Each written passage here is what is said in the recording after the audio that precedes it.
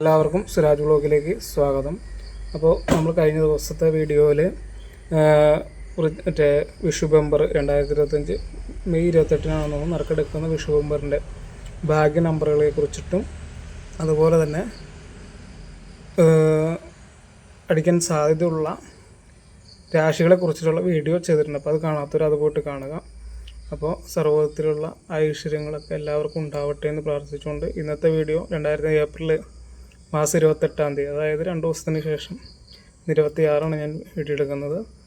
26, 27, 28 ഈ 2 ദിവസത്തിനുള്ളിലും ശനി ഉത്രട്ടാതി നക്ഷത്രത്തിലേക്ക് വരുന്ന ഒരു സമയമാണ്. ആ സമയത്ത് കുറച്ച് നക്ഷത്ര ജാതർക്ക്, കുറച്ച് രാശിക്കാർക്ക് സർവ്വത്തിലുള്ള ഐശ്വര്യങ്ങളുണ്ടാകുന്ന ഒരു സമയമാണ്. അപ്പോൾ ആ നക്ഷത്രങ്ങളെ കുറിച്ചിട്ടാണ് പറയാം. അപ്പോൾ നിങ്ങൾ വീഡിയോ ആദ്യമായിട്ട് കാണുന്നവരൊന്ന് സബ്സ്ക്രൈബ് ചെയ്യും, ഷെയർ ചെയ്യും, ലൈക്കൊക്കെ ചെയ്യാം. അപ്പോൾ നിങ്ങളുടെ ഒരു ലൈക്കും കമൻറ്റും മറ്റുള്ളവരുടെ ജീവിതത്തെ ഒന്ന് മാറ്റിമറിക്കാനായിട്ട് സാധിക്കുന്നതാണ്. ഷെയർ ചെയ്യുമ്പോൾ നിങ്ങൾ ഷെയർ ചെയ്ത് വീഡിയോ മറ്റുള്ളവർക്ക് എത്തുമ്പോൾ അവർക്ക് സാമ്പത്തികമായിട്ട് ബുദ്ധിമുട്ടായിട്ട് നിൽക്കുന്നവരാണെങ്കിൽ അവർക്ക് ഒരു ആത്മഹത്യയുടെയൊക്കെ വക്കിലൊക്കെ ആണെങ്കിൽ നമുക്ക് അവരെ നമ്മുടെ ജീവിതത്തിലേക്ക് വീണ്ടും ജീവിതത്തിലേക്ക് കൈപിടിച്ച് കൊണ്ടുവരാനായിട്ട് സാധിക്കും. അപ്പോൾ ഞാൻ ജ്യോത്സ്യന്മാരൊന്നും പറഞ്ഞ കണക്ക് നിങ്ങളെ രാശികളുടെ അതും ഇതൊന്നൊക്കെ പറഞ്ഞ് അല്ലെങ്കിൽ സംസ്കൃതങ്ങളൊക്കെ പറഞ്ഞ് നിങ്ങളെ പേടിപ്പിക്കണില്ല, അല്ലെങ്കിൽ രാശിയുടെ ആ സ്ഥാനമാറ്റം ഈ സ്ഥാനമാറ്റം പറഞ്ഞ് പേടിപ്പിക്കണില്ല. അത്യാവശ്യം വേണ്ട കാര്യങ്ങൾ മാത്രം പറഞ്ഞുതരാം. അപ്പോൾ ഈ നക്ഷത്ര ജാതരല്ലാത്തവർ ശനീശ്വരൻ്റെ പ്രീതിക്കായിട്ട് ശനിയാഴ്ച തോറും നവഗ്രഹ ക്ഷേത്ര ശനിക്ക് പ്രീതിയുമായിട്ട് പ്രീതിപ്പെടുത്തുന്ന വഴിപാടുകളൊക്കെ നടത്തുക.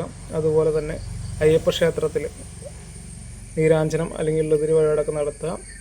അതും നമുക്ക് ചെയ്യാൻ പറ്റില്ലെങ്കിൽ നവഗ്രഹ പൂജ നടത്താം.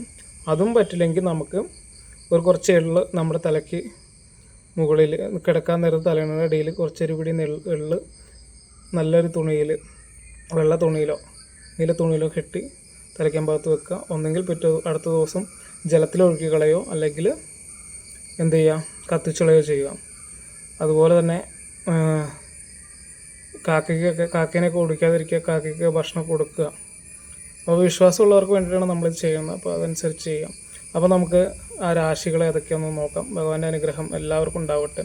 ശനി പ്രസാദിച്ച് കഴിഞ്ഞാൽ സർവ്വത്തിലുള്ള ഐശ്വര്യങ്ങൾ, അഭിവൃദ്ധികളും, രോഗാതുരിതങ്ങൾ, ജോലി തടസ്സങ്ങൾ, വിവാഹ കാര്യങ്ങൾ, അതുപോലെ തന്നെ മറ്റുള്ള കാര്യങ്ങൾ, സാമ്പത്തിക തടസ്സങ്ങളൊക്കെ മാറി കിട്ടുന്നതിന് ഉത്തരവാദിത്തം. അപ്പോൾ ഞാൻ ഓരോ രാശിയോടും പ്രത്യേകം പറയണില്ല, രാശികൾ ഏതൊക്കെയാണെന്ന് പറഞ്ഞ് പെട്ടെന്ന് തന്നെ നമുക്ക് വീഡിയോ നിർത്താം. വേറെ നിങ്ങളെ മുഷിപ്പിക്കുന്നില്ല. അപ്പോൾ ഇടവൻ രാശിയിൽപ്പെട്ട കാർത്തിക, രോഹിണി, മകര നക്ഷത്ര ജാതകർക്ക് നല്ലൊരു സമയമാണ്. അവർക്ക് 11-ലാണ് ശനി സഞ്ചരിക്കുന്നത്. അപ്പോൾ അതിന് അവർക്ക് നല്ലൊരു സമയമാണ്. അതുപോലെ തന്നെ കർക്കിടക രാശിയിൽപ്പെട്ട പുണർദം, പൂയം, ആയില്യം നക്ഷത്ര ജാതകർക്കും, തുലാം രാശിയിൽപ്പെട്ട ചിത്തിര, ചോതി, വിശാഖം നക്ഷത്ര ജാതകർക്കും, അതുപോലെ തന്നെ വൃശ്ചികം രാശിയിൽപ്പെട്ട വിശാഖം, അനിഴം, തൃക്കേട്ട നക്ഷത്ര ജാതകർക്കും, അതുപോലെ തന്നെ മകരൻ രാശിയിൽപ്പെട്ട ഉത്രാടം, തിരുവോണം, അവിട്ടം നക്ഷത്ര ജാതകർക്കും നല്ലൊരു സമയമാണ്. അപ്പോൾ ഞാനിതൊക്കെ പറയുന്നത് പൊതുഫലം അനുസരിച്ചിട്ടാണ്. അപ്പോൾ നിങ്ങളുടെ ജാതകത്തിൽ ശനി എവിടെയാണ് നിൽക്കുന്നത് അതിനനുസരിച്ചിട്ടാണ് നമുക്ക് ഫലങ്ങളൊക്കെ പറയാനായിട്ട് സാധിക്കുള്ളൂ. അപ്പോൾ നിങ്ങൾ ഉത്തമനായിട്ടുള്ളൊരു ജ്യോത്സ്യനെ കണ്ടിട്ട് നിങ്ങളുടെ ജാതകം ഒന്ന് പരിശോധിക്കുക, അല്ലെങ്കിൽ നിങ്ങൾക്ക് സ്വയമേ പരിശോധിക്കാവുന്ന ഇതൊക്കെ ചെയ്യുന്ന വീഡിയോസ് നമ്മുടെ യൂട്യൂബിലുണ്ട്. അപ്പോൾ ഇതിനകത്തല്ല, സുരാജ് വ്ളോഗ്സ് എന്ന് പറഞ്ഞ് വേറെ മറ്റൊരു വീഡിയോയിലുണ്ട്. അപ്പോൾ അതിനകത്ത് നോക്കുക. അതിനകത്ത് ഇല്ലെങ്കിൽ മറ്റുള്ള ജ്യോത്സ്യന്മാരൊക്കെ ചെയ്തിരിക്കുന്ന വീഡിയോയിൽ നോക്കുക, നമ്മുടെ ശനിയൊക്കെ എവിടെയാണെന്ന് കണ്ടുപിടിക്കണം. നമുക്കിപ്പോൾ യൂട്യൂബിൽ ഈ നെറ്റിലൊക്കെ നമുക്ക് കിട്ടും നമ്മുടെ ജാതകമൊക്കെ എടുക്കാനായിട്ട്. അപ്പോൾ നമ്മൾ ജനനസമയം, ജനനത്തീയതി, അതുപോലെ തന്നെ പേര്, പിന്നെ ജനിച്ച സ്ഥലം, ഇത്രയൊക്കെ അടിച്ചു കൊടുത്തു കഴിഞ്ഞാൽ നമ്മുടെ ജാതകം നമുക്ക് കിട്ടും. അപ്പോൾ അതിൻ്റെ അകത്ത് ഇതെവിടെ നിൽക്കണേന്ന് നോക്കാം, ശനി എവിടെ നിൽക്കണേന്ന് നോക്കാം. അപ്പോൾ എന്നിട്ട് ശനിയുടെ നമ്മൾ 6-ലൊക്കെ ആണെങ്കിൽ 6, 8 ദോഷ സമയത്തു നിന്നൊക്കെ മാറിയിട്ടുണ്ടെങ്കിൽ നിൽക്കുന്ന രാശിക്കാരാണെങ്കിൽ അവർക്കൊക്കെ ഇപ്പോൾ നല്ലൊരു സമയമായിരിക്കും.